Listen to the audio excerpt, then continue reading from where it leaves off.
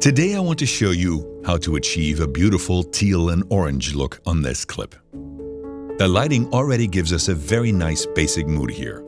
To create a teal and orange look, I'm going to use our Warping Wheels plugin and drag it onto the track. Then I open the user interface. Right now I'm working in Final Cut Pro X, but the plugin is also available for Premiere, After Effects and Photoshop. Fittingly, skin tones for the orange part of the teal and orange look are already sufficiently present in the image, so I don't really need to do much. I really only need to color everything except the skin tones a bit towards blue turquoise. So I use the master wheel, which colors the entire image.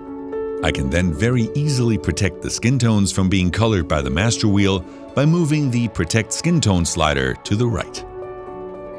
Depending on how intense you want the blue turquoise look, you can go a little further towards blue turquoise with the master wheel or back a little.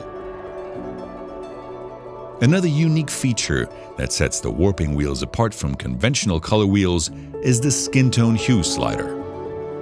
With this, I can fine-tune the skin tone towards yellow or red so that it perfectly matches the blue turquoise tone. In this case, I shift the skin tone a bit towards yellow.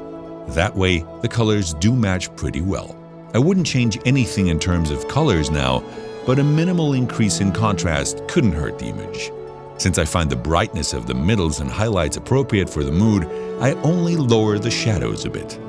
To do this, I simply use the brightness slider on the shadow wheel. For fine-tuning, I can use the slider on the left to determine whether I'd rather lower the lighter or darker shadows.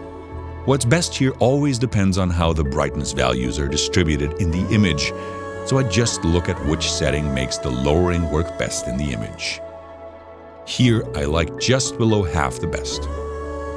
Depending on how the brightness values are distributed in the image, it can also be helpful to use the smoothness slider to widen or narrow the range of influence. In this image, the setting just above the middle fits perfectly for me.